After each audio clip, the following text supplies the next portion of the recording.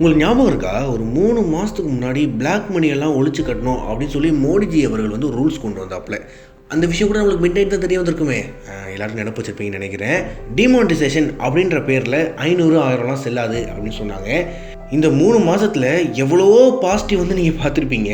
கொஞ்சோண்டு நெகட்டிவ் இருக்குல்ல, அதை பற்றி இன்றைக்கி ரிப்பப்ளிக் கதைகளில் நம்ம டிஸ்கஸ் பண்ண போகிறோம். இந்த திட்டம் பார்த்தீங்கன்னா கருப்பு பணத்தை ஒழிக்கிறதுக்கு மட்டும் கிடையாதான், கேஷ்லெஸ் எக்கானமி அந்த திட்டத்தை கொண்டு வரதுக்காகவும் அப்படின்னு வர சொல்லியிருக்காங்க. கேஷ்லெஸ் எக்கானமி அப்படின்னா என்ன அப்படின்னு பல பேருக்கு வந்து டவுட் வந்திருக்கும்.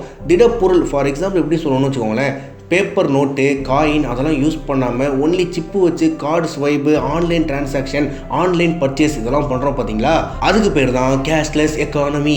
இந்த கடந்த 3 மாதமாக எவ்வளோ கஷ்டம், ஏடிஎம் வாசலில் க்யூவில் நிற்கிறதுக்கே அவ்வளோ பயம். அது மட்டும் இல்லாமல் பாயெல்லாம் விரிச்சு வேற பல பேர் காத்திருந்தாங்க, எப்படா காசு போடுவாங்க, எப்படா எடுத்துகிட்டு வீட்டுக்கு போகலான்னு. நம்ம காசை எடுக்கிறதுக்கும் நம்ம காசை போடுறதுக்கும் எவ்வளோ ரெஸ்ட்ரிக்ஷன்ஸ், எவ்வளோ ரூல்ஸு, எவ்வளோ லிமிட்டேஷன். இது பத்தாது அப்படின்னு சொல்லி 2000 ரூபாய் நோட்டு ஒன்று இன்ட்ரடியூஸ் பண்ணியிருக்காங்க. அந்த நோட்டுக்கு சேஞ்சு மாற்றுறதுக்குள்ள நம்ம படுற பாடு இருக்கே. இது எப்படி இருக்குன்னா, பட்டாளத்தில் இருக்கிறவனுக்கு பட்டா கொடுத்த மாதிரி இருக்கு. அந்த ஃபீல் தான் நமக்கு வந்துச்சு. கேஷ்லெஸ் இந்தியாவை கொண்டு வரதுலாம் நல்லதுதான்ப்பா, நான் ஒன்றும் அதுக்கு மறுப்பு சொல்லலை. படித்தவன் வந்து பொழைச்சிப்பான், படிக்காதவன் என்ன பண்ணுவான்.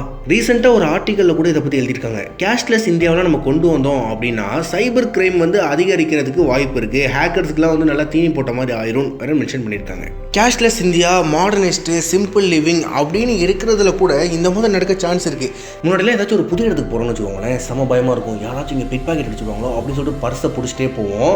ஆனால் அந்த காலெல்லாம் போய் இப்போ நம்மளுக்கு தெரிஞ்சே எடுக்க போகிறாங்க. பேடிஎம் ரீசார்ஜ் பண்ணுறதுக்கு கிரெடிட் கார்டுலேருந்து குறிப்பிட்ட அமௌண்ட் மேலே எடுத்தோம்னு வச்சுக்கோங்களேன், அதுலேருந்து 2% டேக்ஸ் எடுப்பாங்க. நம்ம மூவி பார்க்குறதுக்கு ஏன் க்யூவில் நிற்கணும், பேசாமல் ஆன்லைன்லேயே புக் பண்ணிடலாமே அப்படின்னு சொல்லி புக் பண்ணுறோம். 120 ரூபா டிக்கெட்டுக்கு 150 ரூபா கொடுக்குறோம்ல, 30 ரூபா எக்ஸ்ட்ரா.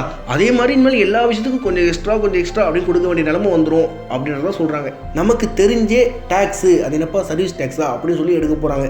இந்த மாதிரி திட்டத்தெல்லாம் கொண்டு வரது முக்கியம் இல்லை, கரெக்டாக பிளான் பண்ணி எக்ஸிக்யூட் பண்ணுங்க, அதுதான் எங்களுடைய வேண்டுகோள். கேஷ்லெஸ் இந்தியா வேணான்னு நாங்கள் சொல்ல. இப்போ இந்த டிமானிட்டைசேஷன் பண்ணீங்களே, இந்த 2000 ரூபாய் நோட்டு கொடுத்து சில்லறை கல்லாட விட்டீங்களே, அந்த மாதிரி இதுலேயும் ஏதாவது கொள்ளறுபடி பண்ணிடாதீங்க அப்படின்றதான் நாங்கள் கேட்டுக்கிறோம். அடுத்த ரிப்பப்ளிக் கதைகளில் எதை பற்றி டிஸ்கஸ் பண்ணோம் அப்படின்றத வந்து கீழே கமெண்ட்டில் சொல்லுங்கள். மறக்காமல் இந்த வீடியோவை லைக் பண்ணுங்கள், ஷேர் பண்ணுங்கள், குறிப்பாக சப்ஸ்கிரைப் பண்ணுங்கள்.